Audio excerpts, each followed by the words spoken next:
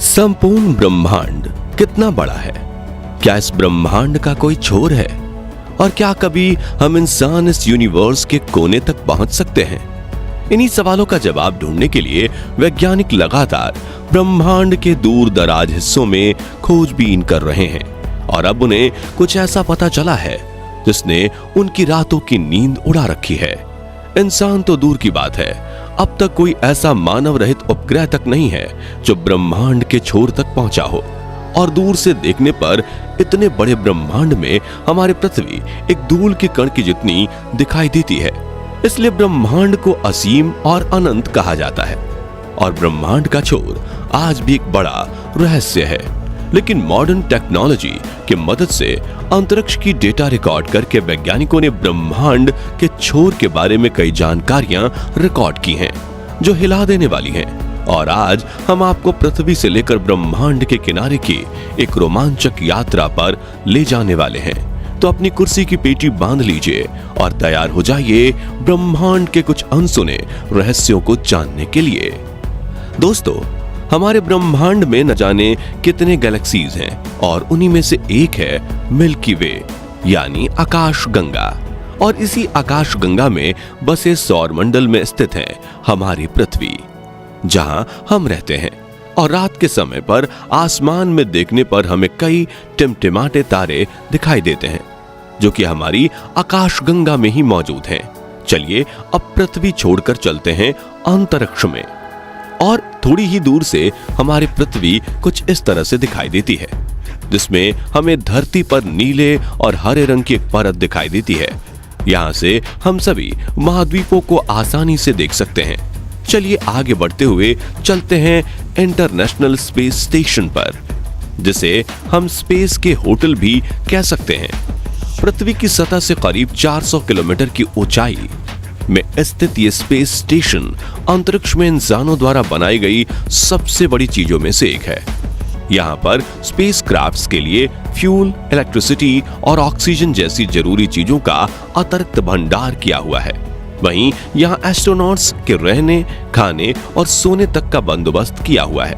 और दुनिया भर के स्पेस रिसर्चर्स, एस्ट्रोनॉट्स इस स्पेस स्टेशन पर जाकर अपना स्पेस रिसर्च करते हैं। आपको ये जानकर आश्चर्य होगा कि इंटरनेशनल स्पेस स्टेशन 28,165 किलोमीटर प्रति घंटे की रफ्तार से पृथ्वी की ऑर्बिट में परिक्रमा करता है, जिससे इसे पृथ्वी का एक चक्कर लगाने में 90 से 93 मिनट लगते हैं।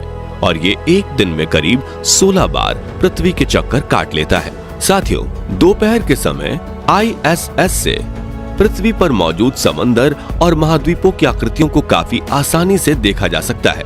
वहीं रात के समय में पृथ्वी के शहरों में जलती लाइट्स जगमगाते सितारों की तरह दिखाई देती है और ये नजारा काफी खूबसूरत होता है। इस स्पेस स्टेशन से थोड़ी और ऊंचाई पर जाने पर हमें अनेक सैटेलाइट्स का जाल दिखाई देता है। यहाँ इंसानों के द्वारा बनाए गए हजारों सैटेलाइट्स अर्थ की ऑर्बिट में परिक्रमा कर रहे हैं। इन्हीं सैटेलाइट्स की बदौलत हम मोबाइल, टीवी, रेडियो और इंटरनेट आदि का इस्तेमाल कर पाते हैं। अपने सफर में आगे बढ़ते हुए अब हम पहुंच चुके हैं चांद पर, जो कि पृथ्वी से 3,84,400 किलोमीटर की दूरी पर स्थित है। ना जाने कितने अरबों सालों से चंद्रमा धूमकेतु और क्षुद्र ग्रहों की मार झेल रहा है, इसलिए इसकी सतह में कई बड़े बड़े गड्ढे भी पड़ गए हैं। चंद्रमा पर सूर्योदय कुछ इस तरह दिखाई देता है, लेकिन सूरज की ज्यादा रोशनी ना पहुंचने की वजह से चंद्रमा पर ज्यादातर अंधेरे का माहौल ही बना रहता है। वहीं पृथ्वी की बात करें तो जिस तरह पृथ्वी के आकाश में चंद्रमा का उदय होता है, ठीक उसी तरह से चंद्रमा के आकाश में भी पृथ्वी का उदय होता है। फर्क बस इतना है कि यहाँ से चंद्रमा का कद छोटा दिखाई देता है और वहां से पृथ्वी का कद बड़ा दिखाई देता है, क्योंकि चंद्रमा पृथ्वी से काफी छोटा है। चलिए अब हम सौर मंडल के जन्मदाता सूर्य की तरफ चलते हैं, जिसके बिना जीवन की कल्पना कर पाना असंभव है। पृथ्वी से सूरज की दूरी करीब 152 मिलियन किलोमीटर है। जब हम पृथ्वी से सूर्य को देखते हैं तो वो हमें एक छोटे चमकते हुए गोले की तरह दिखाई देता है, लेकिन असल में सूर्य इतना बड़ा है कि वो अपने अंदर एक दो नहीं बल्कि 13 लाख पृथ्वी को समा सकता है।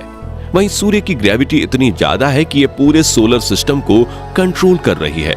इसकी ग्रेविटी की वजह से मरकरी, वीनस, अर्थ, मार्स, जुपिटर, सैटर्न, यूरेनस और नेपच्यून जैसे 8 ग्रह, क्षुद्र ग्रह प्लूटो और अनेक चंद्रमा व धूमकेतु सूर्य की परिक्रमा करते हैं।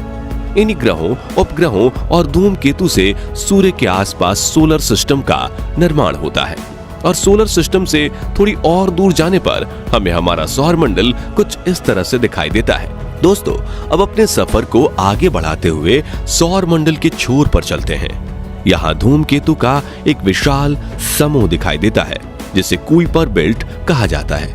कुइपर बेल्ट में करीब 1 ट्रिलियन से भी ज्यादा धूमकेतु मौजूद हैं, जो सौर मंडल को चारों तरफ से घेरे हुए हैं। ऐसा माना जाता है कि सूर्य का गुरुत्वाकर्षण बल यहीं पर आकर खत्म हो जाता है। अपनी यात्रा में आगे बढ़ते हुए हमारे सोलर सिस्टम के बाहर एक नए सोलर सिस्टम में चलते हैं जिसका नाम है अल्फा सेंचुरी, जहां एक नहीं बल्कि 3 सितारे एक दूसरे के चारों तरफ घूमते हैं। अब हम अपनी पृथ्वी से कुल 20 प्रकाश वर्ष दूर ग्लिस 581 प्लैनेटरी सिस्टम से रूबरू होते हैं, जिसका ग्लिस 581c नाम से जाने जाने वाला ग्रह देखने में बिल्कुल पृथ्वी की तरह है। इस प्लेनेट पर इंसानों के रहने लायक तापमान, तरल स्वरूप में पानी और पृथ्वी जैसी सतह मौजूद है और कुछ वैज्ञानिकों का मानना है कि इस ग्रह पर एलियंस के होने की सबसे ज्यादा संभावनाएं हैं। अब और आगे बढ़ते हुए चलते हैं पृथ्वी से करीब 19,000 प्रकाश वर्ष दूर, जहां स्टीफनसन 218 नाम का तारा मौजूद है। यह हमारी आकाशगंगा का सबसे बड़ा तारा है, जो कि सूर्य से 2000 गुना बड़ा है और इसमें हमारे सूरज जैसे 2 अरब तारे समा सकते हैं। दोस्तों, तारों के ब्रह्मांड में कई रूप मौजूद हैं, जिनमें से एक है ये व्हाइट डॉर्फ। हमारे सूरज जैसे सितारे मरने के बाद ऐसा ही रूप ले लेते हैं। इस तारे का गुरुत्वाकर्षण बल सूरज से करीब 10,000 गुना ज्यादा होता है और आपको जानकर हैरानी होगी कि इस पर मौजूद 1 चम्मच पदार्थ का वजन करीब 15 टन के बराबर होता है। ये ज्यादा चमकीले नहीं होते क्योंकि इनके केंद्र में न्यूक्लियर फ्यूजन नहीं होता। वहीं हमारी आकाशगंगा में न्यूट्रॉन स्टार भी मौजूद है, जो आकार में हमारे सूरज से काफी छोटा है, लेकिन इसका गुरुत्वाकर्षण बल सूर्य से करोड़ों गुना ज्यादा है। इस तारे पर मौजूद 1 चम्मच पदार्थ का वजन 2 अरब टन के बराबर है। वैज्ञानिकों के अनुसार इस न्यूट्रॉन स्टार पर भी जीवन संभव है, लेकिन अगर यहाँ पर कोई जीव बसते भी होंगे तो ऐसे जीवों की आयु सिर्फ कुछ मिलीसेकंड्स की होगी। अब अपने सफर में थोड़ा और आगे बढ़ते हैं। हम देखते हैं हमारे गैलेक्सी मिल्की वे को, जिसमें 1 अरब न्यूट्रॉन स्टार मौजूद है और 10 अरब व्हाइट डॉर्फ भी मौजूद हैं। वहीं हमारी गैलेक्सी में करीब 100 अरब प्लैनेट्स मौजूद हैं, अनगिनत धूमकेतु मौजूद हैं और न जाने ऐसे कितने ऑब्जेक्ट मौजूद हैं जिन्हें अभी तक हम जान ही नहीं पाए हैं। और इन्हीं सभी ऑब्जेक्ट्स को जिसने अपने आसपास थाम रखा है वो है हमारी आकाशगंगा का सेंटर, जहां मौजूद है सबसे बड़ा ब्लैक होल, जिसका नाम है सजिटेरियस ए। मिल्की वे आकाशगंगा को लेकर एक रोमांचक तथ्य ये है कि ये इतनी ज्यादा बड़ी है कि अगर लाइट भी इसके एक कोने से दूसरे कोने तक जाए तो उसे भी इस सफर को पूरा करने में 1 लाख साल लग जाएंगे।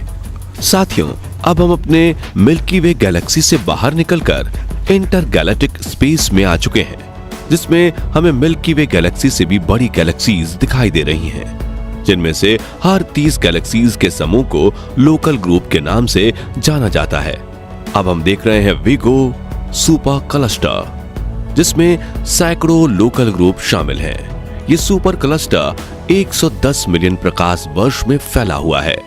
अपनी यात्रा और आगे बढ़ाते हुए हमें विगो सुपर क्लस्टर जैसे सैकड़ों सुपर क्लस्टर्स दिखाई दे रहे हैं, जिसे वैज्ञानिकों ने लेनियेकिया सुपर क्लस्टर नाम दिया है, जिसमें करीब 1 लाख गैलेक्सीज शामिल हैं। लेनियेकिया सुपर क्लस्टर से थोड़ा दूर जाने पर हमें इसके जैसे कई बड़े सुपर क्लस्टर दिखाई दे रहे हैं और ज्यादा दूर जाने पर हम देख सकते हैं हमारे ब्रह्मांड को, जिसमें लेनिकिया सुपर क्लस्टर भी एक छोटे बिंदु की तरह दिखाई दे रहा है और यहां से देखने पर पृथ्वी या सौर मंडल तो दूर की बात, मिल्की वे गैलेक्सी को भी देख पाना नामुमकिन है।